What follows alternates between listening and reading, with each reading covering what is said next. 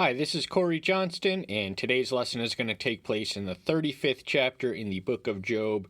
We broke down the 34th chapter into two sections, the most recent range of which we covered was verses 21 through 27. The 34th chapter is Elihu's second speech. The 35th is his third, so his first is in 32 and 33. In 32, he addresses Job's comforters, and his quarrel with them is their inability to answer Job convincingly or conclusively, which is tantamount to declaring Elohim wicked in his book. And his issue with Job is that he justified himself at the expense of Elohim. So both Job did what he did at the expense of Elohim, and his three misleadingly named comforters also did what they did at the expense of Elohim. And he addresses Job's comforters in the 32nd chapter. He addresses Job himself from the 33rd all the way to the 37th. In these 6 chapters, there are 4 speeches. We're going to read the third one today. The fourth one is chapters 36 and 37. But before we do that, we got to review the final quarter of his second speech. Verse 21, for his eyes are on the ways of man, and he sees all his steps. He is the all-seeing, all-knowing eye in the sky. No activity or even thought or anything else escapes his notice. He has the subterranean sight. He not only sees the surface, but he sees underneath the surface. He has subterranean spiritual insight into the human nature, which discerns the intents and motives thereof. So we can conceal our sins and our activity from man, but we cannot hope, nor should we try to conceal them from God. Verse 25, truly he knows their works, and he shall overthrow in the night, and they are crushed. In verses 22 through 24, he's speaking of the wicked. So the wicked, they can conceal their sins from the world, but they cannot conceal their sins from him, and he will respond with retaliation. He will give them their just retribution. They will be overthrown in the twinkle of an eye, and they will be crushed and destroyed irrevocably, because their deeds merit their irrevocable destruction. Verse 28, so as to cause the cry of the poor to come to him, he hears the cry of the afflicted. This bleeds into some of what we read in the 35th chapter, verse 9. He talks about people crying out, and perhaps in one or two other places. But the poor, he has an affectionate concern, not only for the poor, but the afflicted, those who are sick, those who are injured, those who are in misery, those who are oppressed or on the receiving end of injustice. He does hear so their cries are not in vain. They have the immediate access and the thorough access to his ear, and their cause will be heard by him, if not necessarily accommodated as immediately as they would like. Verse 29, and when he is silent, who would then cause trouble? And when he hides his face, who then sees him? Whether it is against a nation or a man alone. So the principle of the microcosm and the macrocosm, the microcosm being the individual, the macrocosm being nations, are both equally applicable. He sees every person who comprises every nation on earth. And, Job's main complaint was the silence. The silence was killing him. He demanded an audience to be vindicated and to present his petition in case to Yahweh. Why have you afflicted me with all this stuff? But, he is not at our beck and call. Well, we cannot turn on his voice like a faucet, though we can hear it. But when he hides his face, that just means he deprives some of his blessings. Verse 31 through 33, For has anyone said to El, I have taken away, I do not act corruptly. Teach me what I must do, what I must not see. If I have done unrighteousness, I shall not do so again. Should he repay you because you have refused? For you choose, and not I. Therefore speak what you know. So he's chiding Job for his inability to see his sin. Now, he approaches Job's situation from an altogether different angle from the comforters. They attack the arguer, not the argument. His quarrel is the words that Job has speak. What he did before this, whether he had done anything or not, is none of his concern. He's an observer. He's a spectator. He's a young observer who doesn't like what he hears from both sides of the debate. But, Job just insistently and adamantly maintains the integrity of his own innocence, but he is guilty of sin, the sin of self-righteousness. Even though Job did not suffer because he sinned, he did sin in his suffering.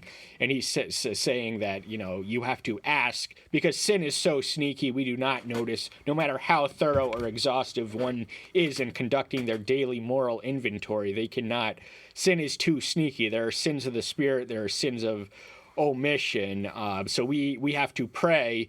We have to not only confess and ask for forgiveness for the sins, but also pray that he would point out and expose the hidden, glaring vulnerabilities and defects that are in us. They may not be glaring to us, but they are glaring to him, because nothing escapes his notice. And if you refuse to repent, then you have no reward. The reward of forgiveness belongs to the repentant. So, if you sin and persist in it, and you do not see your sin, then you're gonna, the reward that you invite is your own judgment and punishment. Verse 35, Job does not speak with knowledge, and his words are without wisdom. Again, he's attacking the argument, not the arguer. He does not charge him of being a secret sinner, as his three misleadingly named comforters libelously do, but this finds its reflection in the final verse we're going to cover today. Verse 16, he says something similar. So his quarrel is with what Job has said and not necessarily with what he has done. We can sin in our speech, not only in our actions. Words are weapons, and if we curse others or God, and now Job stopped short of cursing. He cursed the day that he had been born, but he did not curse God. But he was without wisdom because something was missing. Their answers were incomplete, as are Elihu's. None of them were privy to the developments and the machinations of the first two chapters. Only the author and reader knows what they did not know. Chapter 35, first verse, lesson itself. And Elihu responded and said, "Do you think it is right? Do you say my righteousness is more than that of Elohim?" Job did not exactly say this, but he did imply it, because he had been a just man, upright in all his ways. He had been rewarded in proportion to his righteousness. And then suddenly and inexplicably, this devastating amount of unmerited calamity hit him all at once. He lost his health, he lost his wealth, he lost his family, or at least his children. His wife was remaining. But, because he had been such a just man, and to be on the receiving end of such an injustice, he intuited that there was supernatural forces at work. He sensed that it was God who sent this. And again, he's not privy to the developments and machinations of the dialogue which takes place in the heaven, where Satan has heavenly access. Satan was the one who had inflicted the injustice on him, because he is unjust, but God is just, and he did permit Satan to take Job to the brink, because he knew that it wasn't beyond his capacity to endure. For you say, of what use is it to you? What do I gain more than if I had sinned? Job is questioning the very reason that he had lived so righteously, because prior to this point in the 29th chapter, he says that he had fully expected to have his hedge continually expanded and for life to continue inexorably uninterrupted as it had. Then this sudden and rude and inexplicable reckoning came on to him, not because of anything that he had done, but simply to test him. So he's questioning, the wicked often flourish and they are successful in the ways of the world, and this compels many people to question their righteousness. Job is not alone in this. Asaph in the 73rd Psalm, perhaps most famously, questions the very reason to live righteously when the wicked are prospering and flourishing in the ways of the world. But he Job has the question and Elihu claims to have the answer. Let me answer you and your friends with you. So again, he does not have a personal partiality in this debate of theirs. He is equally wrathful and angry at both sides, both Job and his three comforters, his friends who had been his friends but were suddenly less than friendly now. They don't kick a man when he's down, but that's what they were doing. They did not offer comfort. They did not offer hope. They did not offer relief. They spoke some wisdom, but ultimately their wisdom was not enough for him. But Elihu is certain that he has the wisdom. Elihu suffers from no lack of confidence of his ability to know and understand and also to communicate it effectively. Look to the heavens and see, and consider the clouds which are higher than you. Heaven is the home of the Almighty. He is transcendent. He is above and beyond us. So he is higher than us. His ways are higher than us. His ways are beyond our understanding. Isaiah 55, 8 and 9. So all we need to do is look there and actually consider just how transcendent, and Job could not intuit or even imagine that there was a greater purpose for this suffering that was sent to him. But Elihu is telling him to really, really look at the God who is in heaven and consider his ways. His ways are utterly transcendent. They are beyond us, beyond our power to reckon or even understand. If you sin, what would you do against him? If your transgressions are increased, what would you do to him? God is offended but not injured by our sins. We cannot diminish him in any shape or form. He does grieve and he does bemoan the iniquity of man, but he is not injured or in any way diminished. He is a perfect creature, and as such, he is incapable of either improving or degenerating. So the sin that we commit, it doesn't make a dent of difference to the one who is sinless, but he can also not look at any sin with any degree of allowance. So whether we sin once or sin multitude, no amount of sin can take away anything from his majesty, his might, his grandeur, and his transcendence. If you are righteous, what do you give him, or what does he receive from your hand? Our righteousness does not add to his own righteousness. He's already perfectly righteous, intrinsically so. So why are we righteous at all then? And it is for our own benefit that we are righteous. We cannot presume to, God is not enhanced. His righteousness is not enhanced by our own, but he does expect and command us to be righteous, but he is not enhanced or expanded by our righteousness, because his righteousness is perfectly intact and is impervious to any improvement or degeneration, because as a perfect being, to admit that he could be improved or deteriorated in any direction, way, shape, or form would to acknowledge some sort of imperfection in him. Your wickedness is for a man like yourself, and your righteousness for a son of man.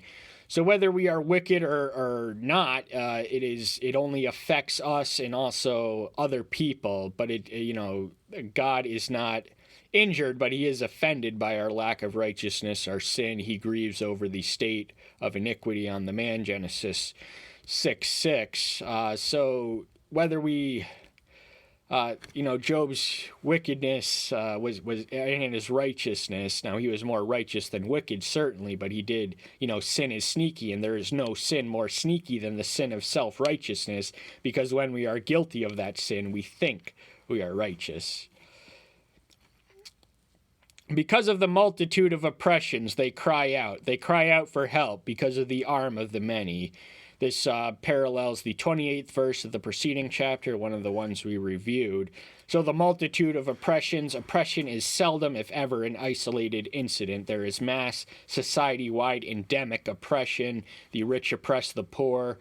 There's racial oppression. There's socioeconomic oppression. There is no shortage of oppression. Oppression seemingly rules the nations. It is a fact of life in the nation, in any nation, and also in the world. But because there are so many oppressed people, they naturally cry out because they don't have anywhere else to turn to. They have no human protector, no human resource, no advocate. Now, Job certainly stepped in and lent a helping hand to those who are in need of help. And his greatest distraught, as expressed in the 30th chapter, I believe, is that now that he was down and out, that there was no one to help him. And if their situations were in reverse, he had always been there to help someone who was in need of help. And now that he needed help, he was bereft of any human assistance or divine assistance.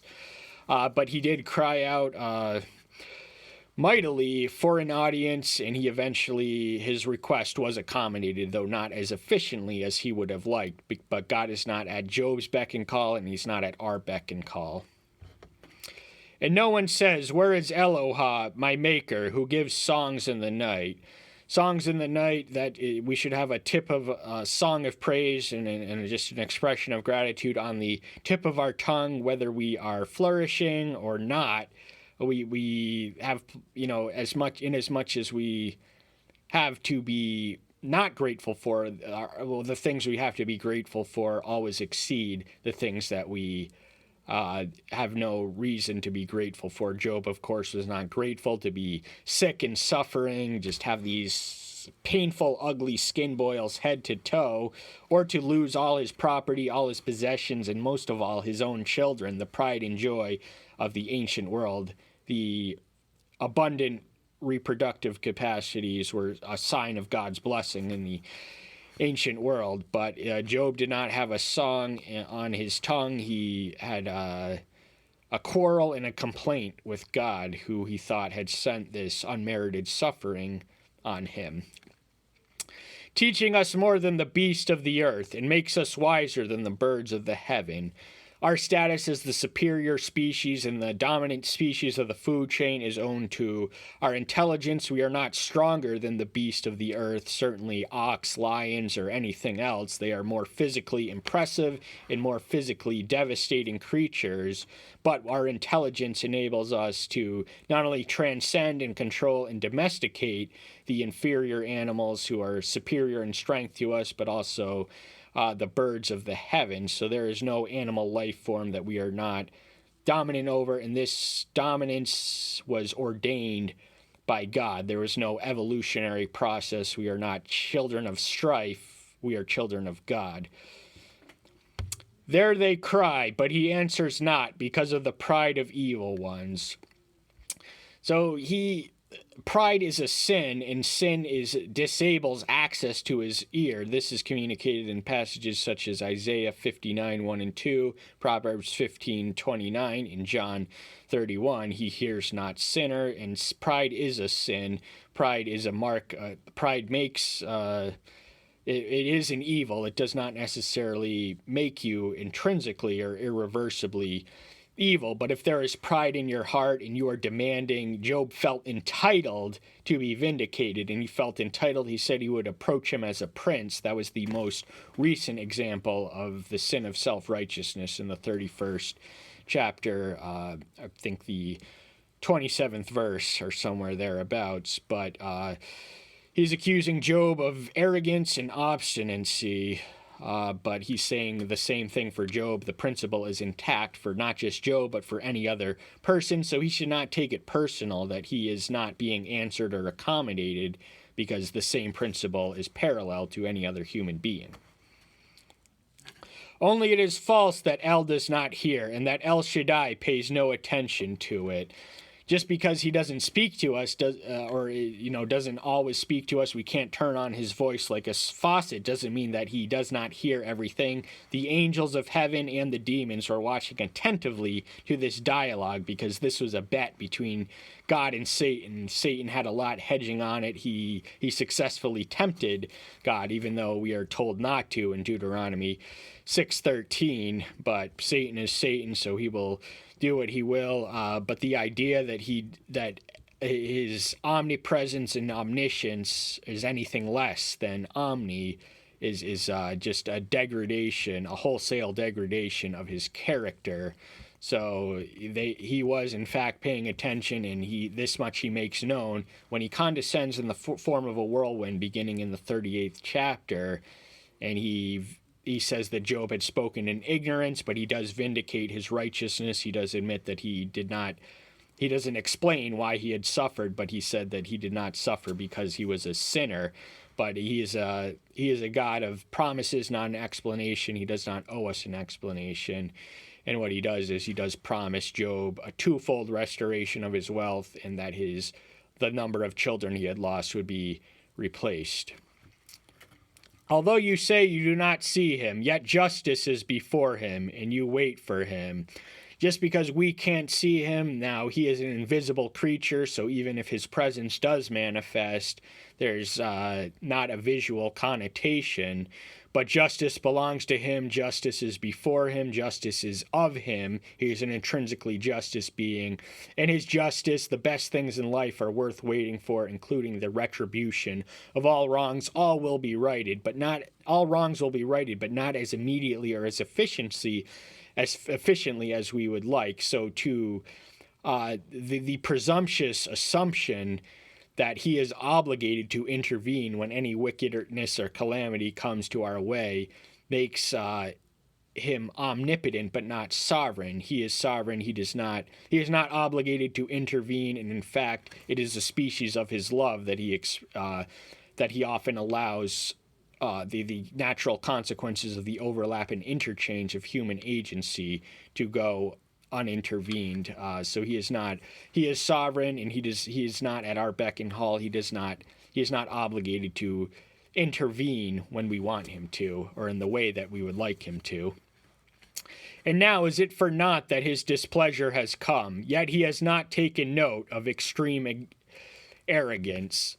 So the idea that arrogance does not offend him, it doesn't injure him, but it certainly does offend him. But not only arrogance, but he's saying extreme arrogance. So Job was extremely arrogant to claim that he was, to justify himself at the expense of Elohim. And of course, there always is a reason for his displeasure. Now, he was not displeased with Job. That is not why he tested him and allowed Satan to wreak his havoc on him. He was not displeased by him, but Elihu had reason to believe that Job had sinned with his lips after the fact, if not necessarily before that. In this, he was not only arrogant, but extremely so to do so.